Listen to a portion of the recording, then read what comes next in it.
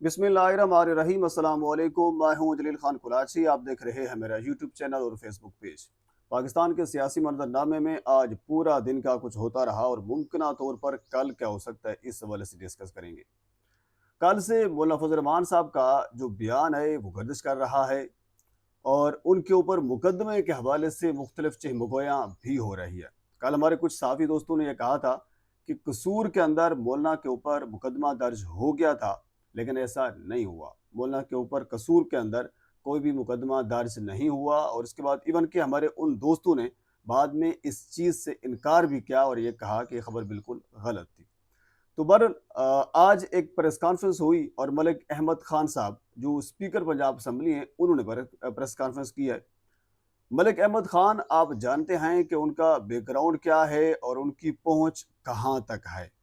Even के मुस्लिम league नून के ऊपर जब तक कड़ा और सख्त वक्त आया और उसके बाद फिर मलिक अहमद साहब की जो मुलाकातें हुई और उसके बाद फिर वो वक्त टला, तो उनकी पहुंच कहाँ तक है।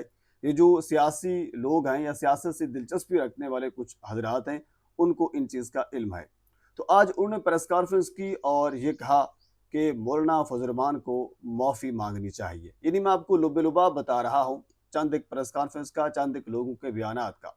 यानी कुल्लुहुम अगर बात की जाए तो वो ये है कि मौलाना से इस वक्त माफ़ी मांगने की इस्तदा की जा रही है कि आप अपने बयानात, अपने अल्फाज वापस लें और कौम से माफ़ी मांगें। ये मलिक अहमद खान साहब जो पंजाब असम्बली के स्पीकर हैं, उन्होंने कहा। और इसी तरह फैसल करीम कुंडी साहब ने आज गुफ्तगू करते हुए मीडिया से यही कहा कि मौलाना को अपने अल्फाज वापस करने चाहिए और उनको कौम से माफ़ी मांगनी चाहिए। और इसी तरह एक और प्रेस कॉन्फ्रेंस जो कराची के अंदर हुई, कौमी पैगाम अमन कमेटी के नाम से एक है कमेटी, उसमें मुराद अली शाह साहब भी साथ थे जो वज़ीर आला हैं सिंध के। और उसके साथ एक और बड़ी से मुराद मैं इन्वर्टेड कामास के अंदर ये गुफ्तगू कर रहा हूँ, ताहिर अशरफी साहब। वो जिसकी भी हुकूमत हो, वो इमरान खान साहब की हुकूमत हो, वो आसिफ जरदारी साहब की हुकूमत हो, वो नवाज शरीफ साहब की हुकूमत हो, वो मौसूफ साथ ही होते हैं।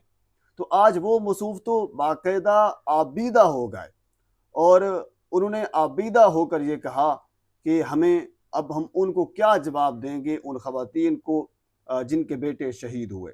तो बहरहाल उन्होंने भी यही कहा है कि मौलाना फजल रहमान को ये अल्फाज वापस लेने चाहिए और कौम से माफ़ी मांगनी चाहिए।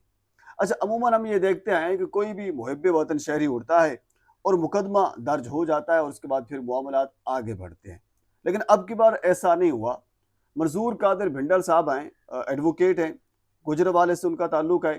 तो उन्होंने गुजरांवाला एडिशनल सेशन जज साहब की अदालत के अंदर एक कहते हैं 22A और 22B की रिट पटिशन जिसको कहते हैं। यानी जब भी कोई SHO आपका मुकदमा दर्ज ना कर रहा हो, पुलिस आपका मुकदमा दर्ज ना कर रही हो, तो फिर आप अदालत में जाते हैं, अदालत हुक्म देती है और फिर अदालत के हुक्म के ऊपर आपका मुकदमा दर्ज होता है, जिसको आप 22A 22B की रिट कहते हैं। तो मंजूर कादिर भिंडर साहब ने वही तरीका अपनाया। एडिशनल सेशन जज हैं जनाब फैसल जमील साहब, उनकी अदालत के अंदर पेश हुए और पेश होकर यही कहा कि सियासी तौर पर इस्तेमाल किया जा रहा है पाक फौज को। पाक फौज दुनिया की नंबर 1 फौज है और जो भी बंदा इक़्तिदार में आता है वो पाक फौज के साथ होता है। जब इक़्तिदार से बाहर जाता है तो वो पाक फौज के ऊपर हतक अमेज़ ज़बान इस्तेमाल करता है, जिस तरह मौलाना फजल रहमान साहब ने हतक अमेज़ ज़बान इस्तेमाल की, वक़ार को मजरूह किया, जिससे फ़ौज का वक़ार मजरूह हुआ। तो लिहाजा मुकदमा दर्ज करने का हुक्म दिया जाए। तो इसके जवाब में जो एडिशनल सेशन जज हैं फैसल जमील साहब, उन्होंने मौलाना फजल रहमान साहब को 28 जुलाई को तलब कर लिया है। अब ये बड़ी अहम तरीन चीज़ है और अहम तरीन डेवलपमेंट है। अब 28 जुलाई को मौलाना फजल रहमान क्या अदालत के रूबरू पेश होंगे, एक सवाल। दूसरा ये है कि क्या अगर मौलाना फजल रहमान 28 जुलाई को पेश होते हैं, क्योंकि हमने अमूमन देखा है कि इस किस्म के जब मामलात होते हैं तो रियासत खुद अपनी मुद्दत में मुकदमा दर्ज करवाती है और मामलात आगे बढ़ते हैं। तो क्या इसके अंदर यानी जो मंजूर कादिर भिंडर साहब हैं, उनको रियासत की हिमायत हासिल होगी या नहीं होगी, ये बड़ा अहम तरीन पॉइंट होगा। तो ये तो आने वाला 28 जुलाई जब आएगी तो उसमें फिर मामलात समझ आएंगे कि मामलात किस जानिब जा रहे हैं। अच्छा, इसके साथ एक और अहम तरीन खबर जो आज एक्सप्रेस ट्रिब्यून के ऊपर छपी, वो ये है कि आम जो गाड़ी हम तकरीबन कोई 40 से 60 लाख रुपए की लेते हैं, उस गाड़ी के ऊपर सब्सिडी दी गई है और वो सब्सिडी पंजाब के जजेस साहबान को दी गई है। यानी पंजाब के जजेस साहबान और उनकी फैमिलीज को दी गई है।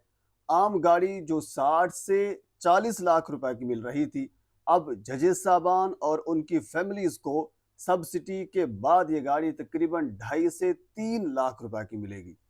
आप अंदाज़ा करें इसका, जिस तरह लफ्ज़ इस्तेमाल होता है कि पाकिस्तान एक तजर्बा गाह है अशराफिया की या शिकार गाह है, मुख्तलिफ और जो एक टर्म एंड कंडीशन है वो इस्तेमाल किए जाते हैं, और अगर कहा जाए तो ज़ाहिर सी बात फिर गलत नहीं होगा। तो आप अंदाज़ा करें उस मुल्क के अंदर जहाँ पे लोगों के पास इलाज के लिए पैसे नहीं हैं। पिछले दिनों मैंने आपकी खबर एक सामने रखी थी कि मुल्तान के अंदर एक बाप कैसे अपनी ज़िंदगी की बाजी हार गया, सिर्फ 2 वक़्त की रोटी उसकी वजह बनी थी। तो बहरहाल इस किस्म के बेशुमार वाक़यात हैं, अगर उनके ऊपर हम डिस्कस करना बैठ जाएँ, तो बहरहाल ये एक्सप्रेस ट्रिब्यून की एक खबर छपी थी, जो मैंने सोचा आप तक पहुँचाना मेरे ख़्याल मुनासिब होगा। तो बहरहाल ये अब तक की अपडेट है पाकिस्तान के सियासी मामलात में। मज़ीद इस हवाले से अगर कोई चीज़ मेरे तक पहुँचती है, तो बर वक़्त आप तक पहुँचाने की कोशिश करूँगा। एक मर्तबा आपसे गुज़ारिश है, मेरे चैनल को सब्सक्राइब कर दें ताकि आने वाली हर इन्फॉर्मेटिव वीडियो आप तक पहुँच सके। अल्लाह हाफ़िज़।